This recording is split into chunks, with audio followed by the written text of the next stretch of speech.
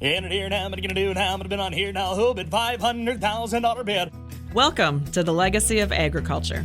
This program will explore the past, present, and future of agriculture. We'll look at the people, products, and events that have formed its history. And now, with today's guest, your host, Chris Bair.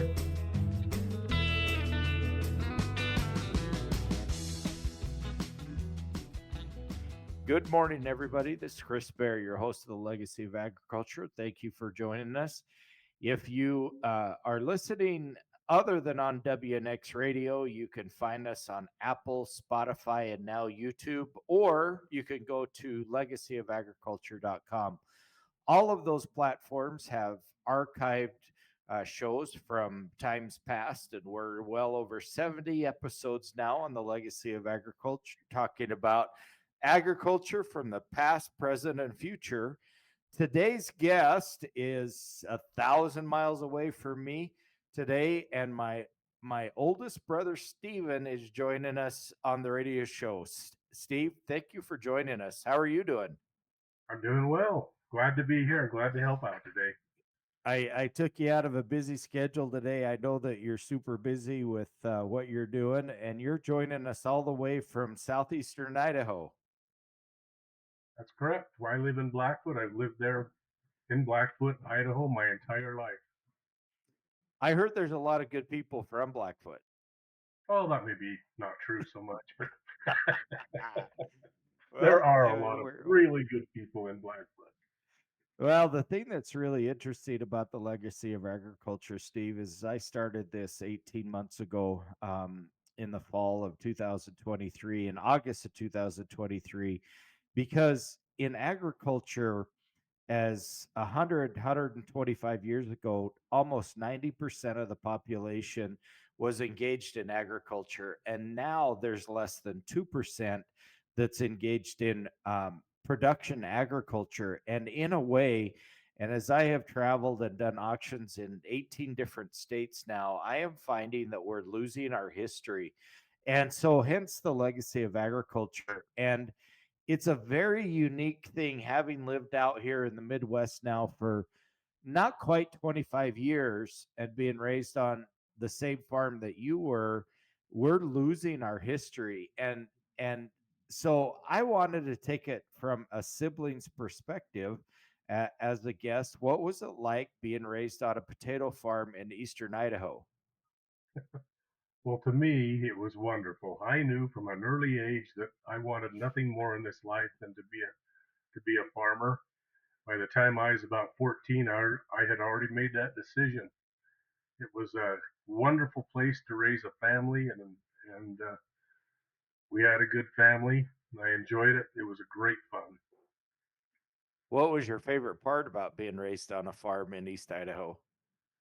Well, we lived 25 miles outside of Blackfoot, out on what they called the desert.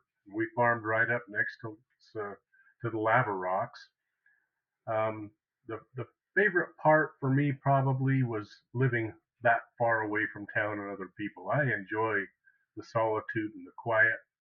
We worked hard, played hard, and had great fun. Is what was the toughest part about living on it and being raised on a potato farm? Well, I just mentioned those lava rocks. They propagate underneath the soil, I swear. And, and, and Chris and I and Mark and James spent our entire youth picking rocks, and it's also the hardest part probably of farming in Idaho is that we have to use irrigation. We could not grow any crops, period, at all without irrigating everything literally, and so irrigation and irrigation equipment is a big deal in in Bingham County and in southern Idaho, and that's where the majority of our time was working on repairing machinery and keep or irrigation machinery and keeping it up and going. When I moved back into the Midwest, all those over 2 decades ago, it was a very difficult adjustment for me to wrap my head around the idea that you could grow even a potato crop like up in the Red River Valley without irrigation. Now, irrigation is becoming more common out here in the Midwest, but I could never imagine grazing a wheat crop without irrigation of some sort. I agree, and I envy, frankly, those guys that don't have to irrigate. I don't know. I don't know what we would have done with our time. I guess go fishing all summer long, huh?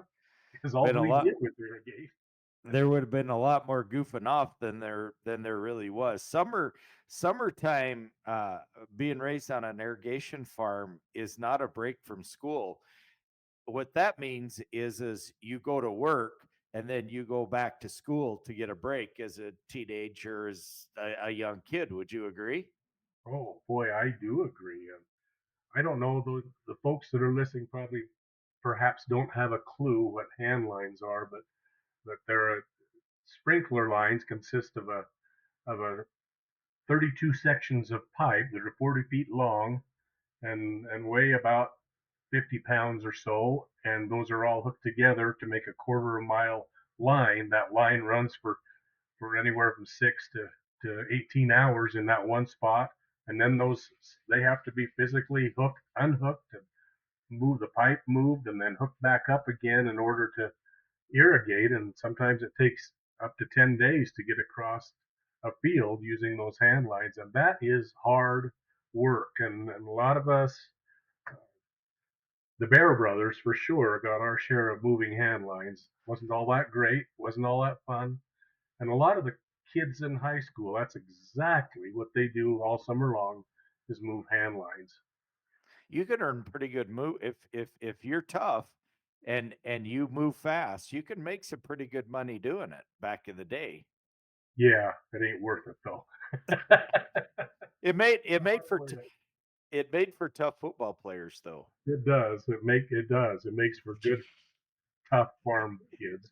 It makes for state champion football players is what it does. And the local schools around where we grew up in the potato fields oftentimes produced state champion both wrestling teams and football teams. Yeah, the school that you and I went to, Chris, there was a stretch here a few years back. Snake River won 8 consecutive football titles, state football titles. Wow, that's absolutely incredible. So underground water. We were raised on a farm where underground water. Tell us about the underground water and how that underground water got to the surface and distributed it out through all the hand lines. Sure. Southern Idaho sits on top of what is called the Eastern Snake Plain Aquifer. It's roughly the size of Lake Erie. Underneath the ground, it's anywhere from 10 feet below the surface to 1,000 feet below the surface, depending on where you're trying to pump. You have to drill a well. Usually it's a 10 or 12-inch hole. You have to put down a submersible pump, and it'll cost upwards of $100,000 to drill a well and get it set up. Then where we lived, we pumped our water anywhere from 280 to up to about, gosh, it runs my mind about 440 feet on that Blackfoot motor farm. And then, of course, that pump distributes the water down a main line where either a center pivot system is hooked up that'll water up to 140, 150 acres, or hand lines or wheel lines. There's several different ways you can distribute the water once it gets up to the surface. Hey, Steve, we're getting down to the end of our first segment of the Legacy of Agriculture. We're going to be right back in after a commercial break. Appreciate you taking time out of your busy schedule. And folks, we're going to be right back. Hey, this is Jasmine at Pfeiffer's Auction Realty and Land Management. Pfeiffer's offers multiple ways to bid and buy at our equipment and land auctions. You can bid online, in person, or place pre-bids before the sale even starts. By providing convenient bidding platforms, we make sure that you can buy the items or parcels you want the way you want to. Visit Pfeiffer's.com to see a complete list of our auctions. When it comes to bidding, go with Pfeiffer's. Nobody does it better. Hey, folks, this is Chris Bair, your host of the Legacy of Agriculture. My older brother, Steve Bair, is joining me from Eastern Idaho. Steve, thank you for taking time out of your busy schedule to join us and talk.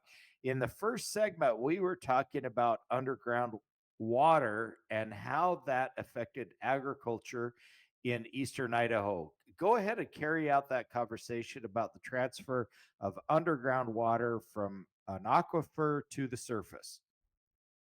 Okay, I had just mentioned that the water is pumped up to the surface and then through plastic mainline pipes, usually anywhere from 8 inch up to 20-inch pipe that's pumped down a main line, and then there are laterals that run perpendicular to that main line, and will where you hook up either wheel lines or a pivot, or wheel lines or hand lines. In Idaho, that aquifer is a very precious commodity. I don't know if folks, you probably do know a lot about the Oglala aquifer in the center of the United States. That is an aquifer that does not replenish itself. And they're having problems with the water just gradually being pumped, and they have to drill their water wells deeper and deeper. In eastern Idaho, our aquifer is replenished by all of the rivers that flow out of the Rocky Mountains and down through the Snake River Valley. Particularly the Snake River is the main tributary that replenishes our aquifer. The problem we do have is on good water years, that aquifer is replenished faster than we take the water out for irrigation. On bad water years, when we don't get a lot of snowpack in the winter, or we don't get a lot of rain in the summer, uh, that aquifer drops. And over the last 30 or 40 years, we've noticed that the aquifer is dropping a little bit faster than it is rising overall year over year. I served in the Idaho legislature for 16 years, and primarily what I did was work with water rights issues. The surface water guys um, don't want the pumpers to be pumping out of the aquifer so much, because at the lower end of the aquifer comes to the surface, flows back into the river, and that becomes their water source. So if we're pumping water out of the aquifer, they're not getting their surface water that they need. And so there's been literally thousands of lawsuits in Idaho, and we think we've found a pathway forward now that both sides are giving up a little bit in order to help save our aquifer and keep it safe. And I think that over time, the surface water guys will have the water, and we'll still be able to pump um, from our deep wells. So, as the water comes into the aquifer, and if I remember right, up in the Island Park Palisades area in the very southeast corner of Idaho, that water goes underground into the Snake River aquifer and then comes out down between Twin Falls and Boise onto the surface and into the Snake River, and then eventually dumps into the Columbia River and out into the Pacific Ocean, right? Almost, yep. You've got the concept right. The aquifer is like a leaky bathtub. There's water flowing into it at all places along the Snake River and all along the Snake River Valley, and then there's also water flowing back out through springs that end up back in the river. Predominantly, one would say that above the American Falls Reservoir, there south of Blackfoot and by the city of American Falls, the water is flowing into the aquifer. But just below American Falls Reservoir, there's an area where there are literally a gazillion springs that flow back up into the bottom of the Snake River, um, and replenish the Snake River for the surface water guys that live down in the lower valley. The Snake River aquifer basically ends completely there, just below Twin Falls at the oh my word, the name fails me. Thousand Springs. Thousand Springs, that's right. Hagerman and the Thousand Springs area. And Thousand Springs is a wonderful place. You've got lava rock walls that are gosh, oftentimes 80, 100 feet high, and the water just will gush out of those lava rocks in the holes, and it's a wonderful, beautiful, beautiful sight to see. But that's where the aquifer, if there's lots of water, the aquifer really runs out of those rocks and into the river. And on years when the consecutive years when we've had bad water years without snowpack and without sufficient rainfall, those springs tend to decrease in their flows, and that's where we get into trouble with the surface water guys. Sometimes it'll literally dry up, doesn't Oh it? no, no, no, no, no! It's always flows. It's just the rate at which it flows, and Yeah. we're managing it. I think now to a, there's some the pumpers have agreed to reductions in their pumping, and we've become much more efficient in our methodologies of irrigations, and in so doing, then we're not pumping near as much water out of the aquifer as we used to, and that in turn allows more water to flow through those lava rocks at Thousand Springs back into the river for those surface water guys. One of the things that oftentimes people don't understand about underground aquifers and surface water rights is that oftentimes the water rights and the age of those water rights is more valuable than the land that it sits under or on top of, right? Well, maybe not more, but certainly a big part of. Yeah, if you've got a piece of ground that has, oh, for instance, a 1950 or 1958 water right, and you're a pumper, that's a pretty darn good water right, and that's what we've seen on before we had our settlement agreements.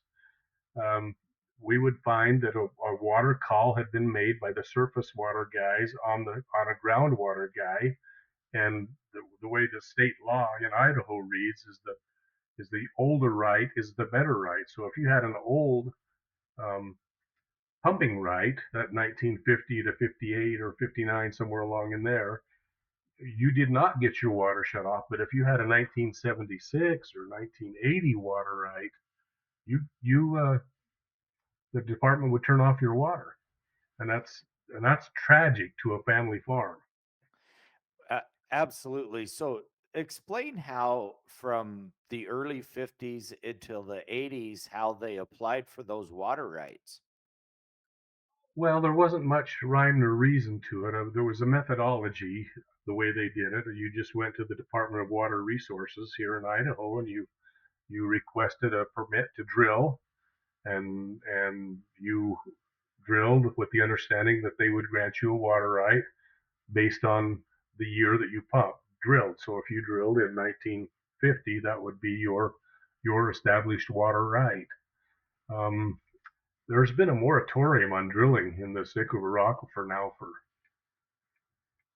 more than 20 years, I guess, maybe even 30 years. So there've not been any new wells drilled unless there's been another well shut down.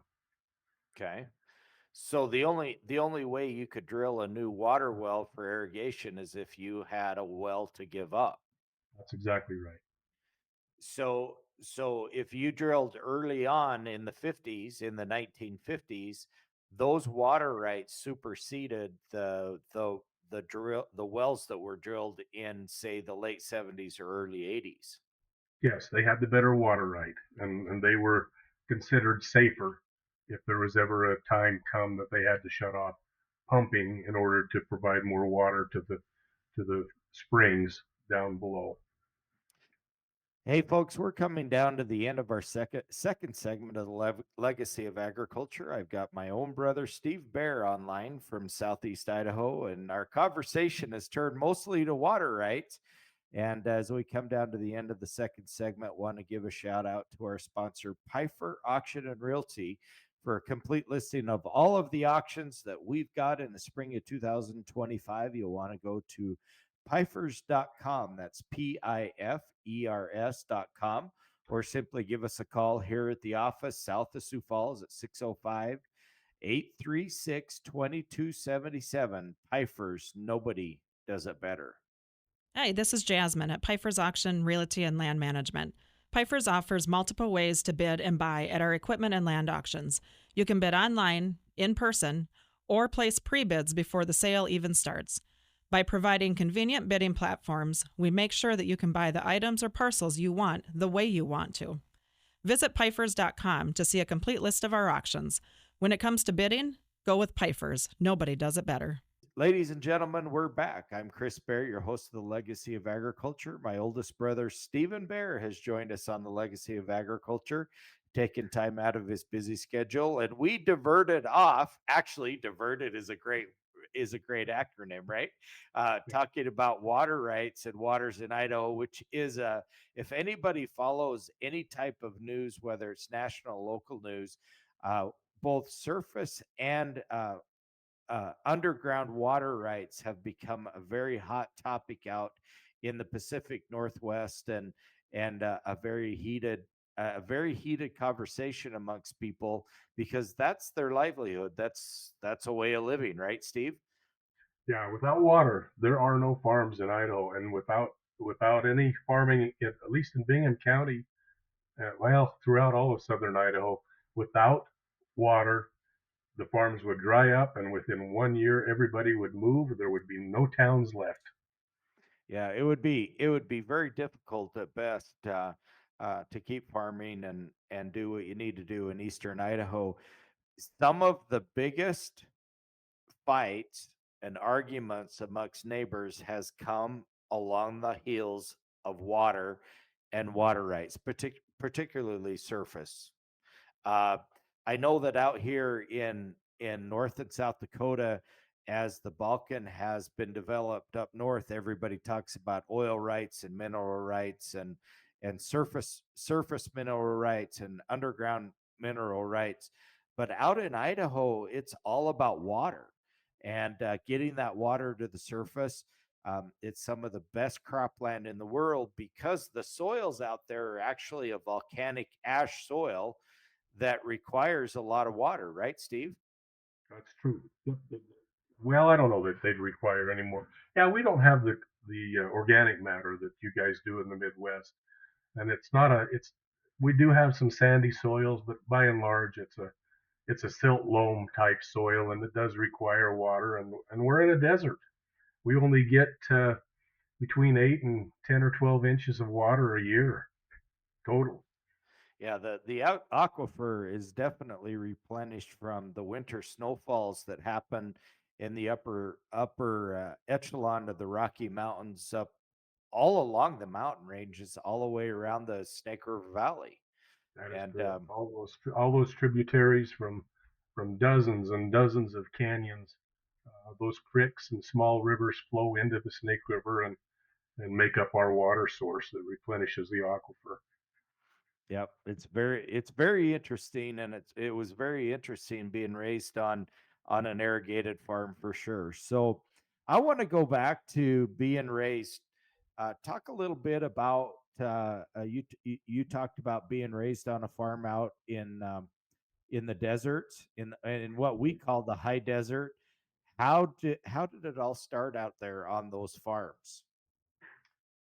Oh gosh, there was it was all sagebrush. The entire Snake River Plain, um, where there's farmed now, was all at one time sagebrush. And depending on whether you were surface water, the surface water land was developed first, clear back in the late 1800s, 1880s, about the time Idaho became a state, and they built a marvelous canal system that diverted water from the Snake River into those canals, and then through smaller ditches, and then the land was flood irrigated for many decades. And then eventually, as sprinklers were developed, some of the ground was converted over to sprinklers, and so sprinklers are used even on surface water irrigation because it's so efficient. Right, right.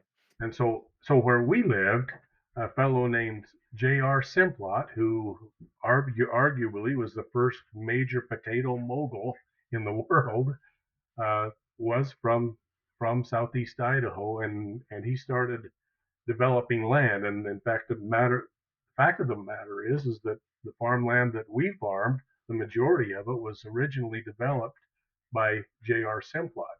He went out, purchased the land, and by whatever means they could think of, they burned off or drug off the sagebrush and drilled deep wells and developed the land and put in the sprinkler irrigation systems and uh, and my father went out there in 1957 after he had gone to college for a year or two and married and bought and rented for I think about 700 acres to start with. Um, and he rented that from J.R. Simplot. A neighbor came along and named Walker, and he sold another 400 or 500 acres. And there was another guy named Les Williams that developed a lot of the desert where we live, and so that's kind of how it got started. It was an interesting way of life at that time, and there was a lot going on. You talk about the 1950s and the 1960s is really the machinery, uh, and we've done lots of radio shows about the development and the progression of machinery over the years. Is as you talk about farming in the early 60s, there wasn't a lot of high horsepower machinery to do the heavy work with. It was a lot of hard work. And the Well, what? potato Oh, go ahead. Sorry. and the potatoes at that time were often lifted out of the ground and picked by hand for many, many years. And then they were stored inside of potato storages or cellars uh, in 100-pound sacks. And that's how the potatoes were moved. Yeah, and it was backbreaking, miserable, hard work. That's when you lift. They didn't usually fill a 100-pound sack, although that's how they were sold oftentimes. But they were about 50-pound sacks, and you start lifting 50-pound sacks up onto the back of a flatbed truck, and it's not long before your back's pretty sore. You get tough fast and you get calloused hands really, really fast. And So the equipment was small. When I was a little guy, I can remember riding on the tractor with my dad. The big tractor that we had was an Oliver 88, and right. they had I can't remember, was it a 2 or 3 bottom plow on it. But Dad sat out there for weeks and weeks and weeks in the fall, clear up to about when it snowed, plowing. And boy, that was a that was a hard time plowing that many acres with such small equipment.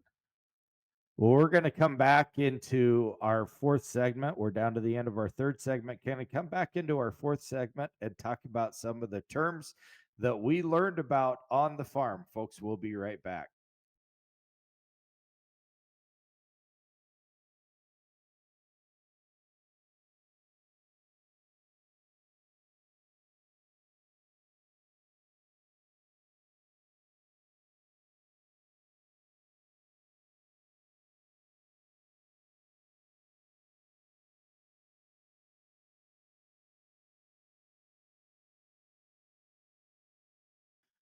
Folks, we're back.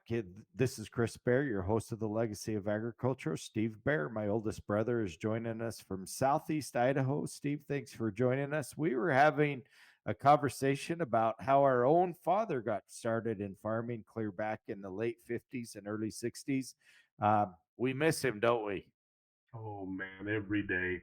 What a great man he was. You're gonna make So me start calling. there was one word that our dad was really good at and instilling in us, and that word was work. Either that or damn it, Chris.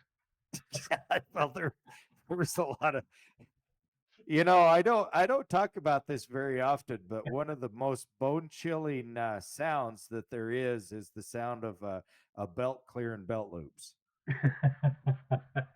Amen to that. and and that and that drove kids to work a little bit harder.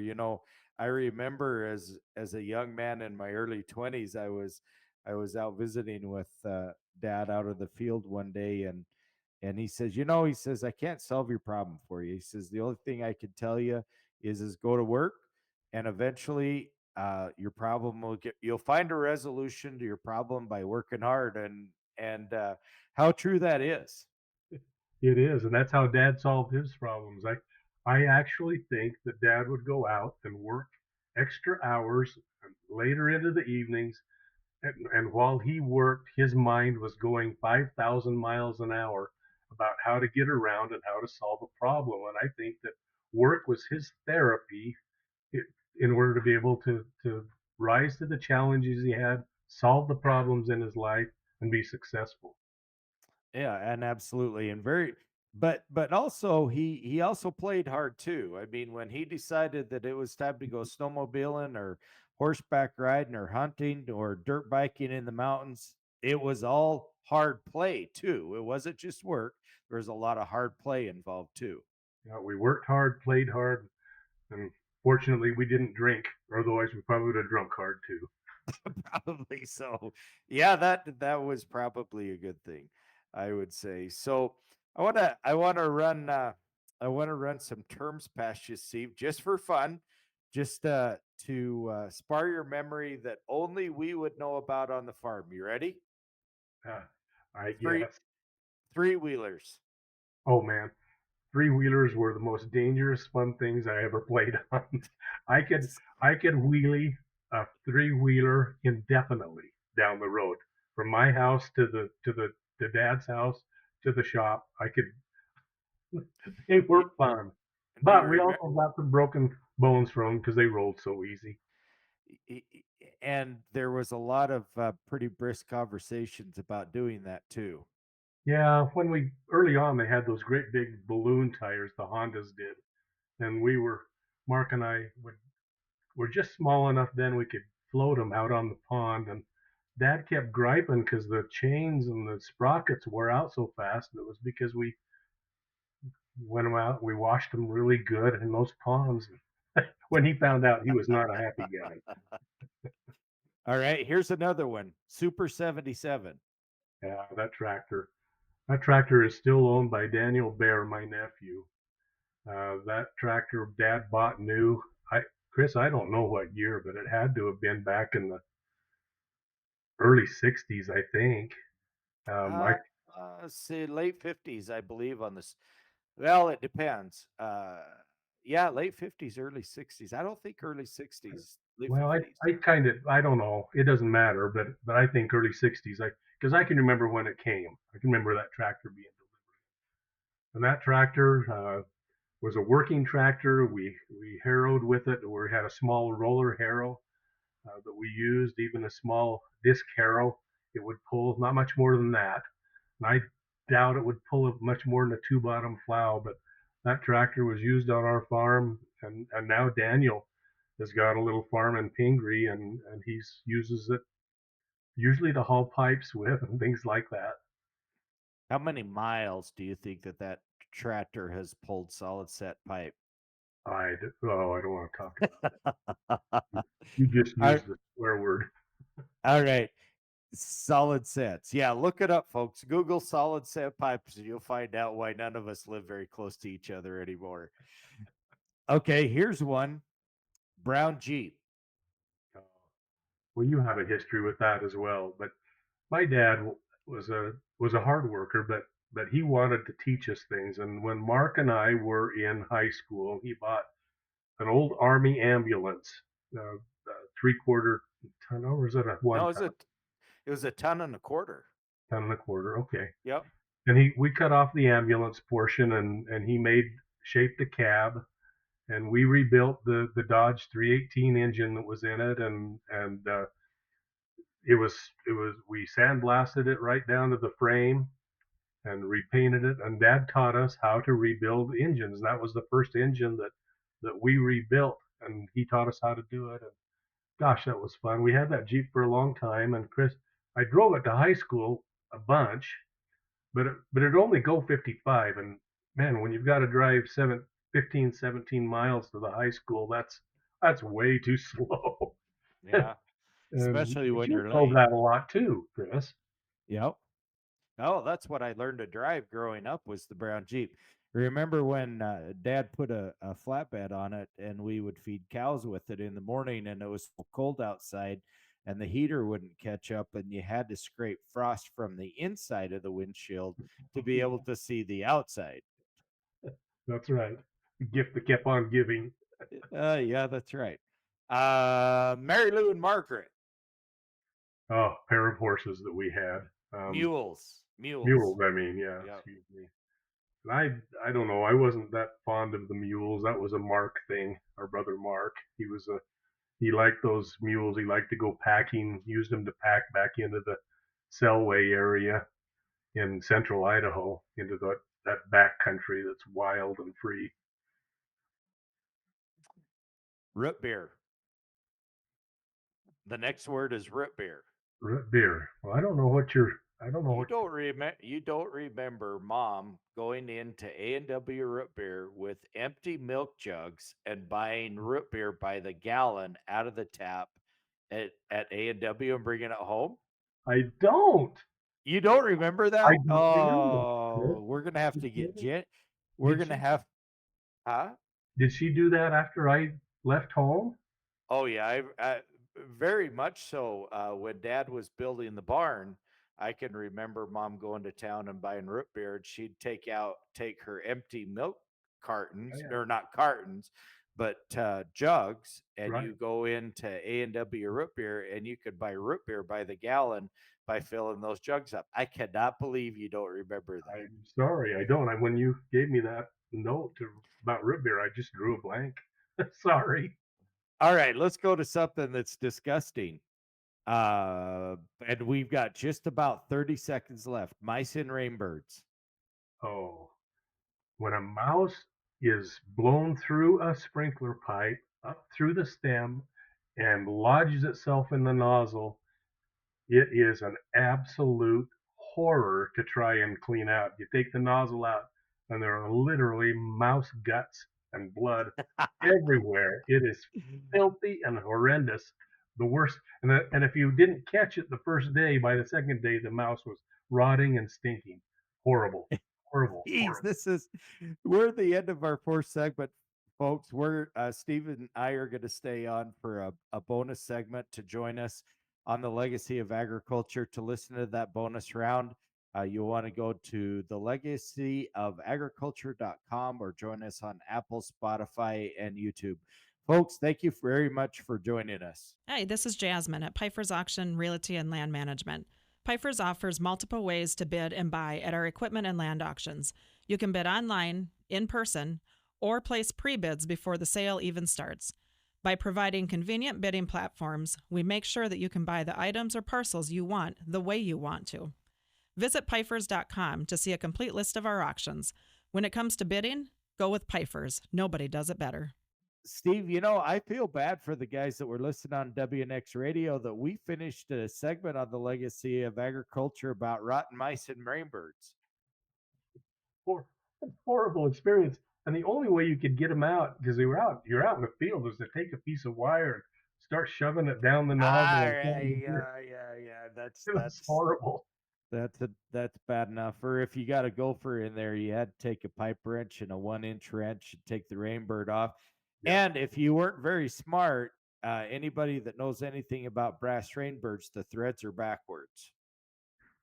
Remember that? It's not correct. It's not? No. I'll bet you a steak dinner on it. Okay. I want to think that those threads were backwards on that rainbird when you took it. It Anyways, doesn't matter.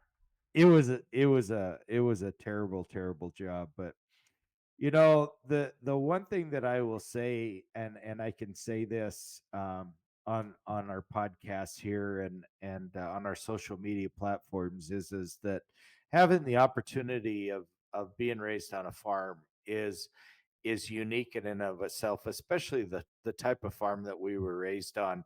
I did not realize how unique that was until I moved out into the Midwest.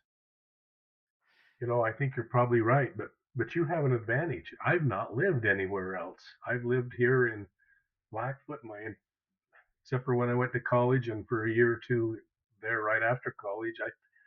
I haven't lived anywhere else, so I don't know how other people farm. When I moved from Idaho out into North Dakota, and they didn't have irrigation in so much of the Red River Valley, um, it was really interesting because so many people had lake homes, or they had a place on a lake somewhere in Minnesota. Hmm. And in the summertime, once the planting season was done, of course, you had work to do on the farm out here on the dry farms, but oftentimes there's a lot of fishing that got done, and that's when farm kids went on vacation. And again, as we talked about in the first segment, is we didn't have that luxury of going on vacation in the first quarter. No, sir. The vacation time for us only came after the potatoes were dug and the fall work was done. Yep, that's exactly right. So, well, Steve, I appreciate you taking time out of your busy schedule. We're both busy. I've got to get running here, but thank you for joining me. Oh, I enjoyed it. Thank you, Chris. Appreciate the We'll, opportunity. we'll talk soon. All right, thank you. And here now, I'm gonna do now. I'm gonna been on here now. Who bid $500,000 bid? We hope you've enjoyed today's edition of The Legacy of Agriculture with Chris Bair, sponsored by Pifer's Auction, Realty, and Land Management. Call Pifer's at 605 836 2277.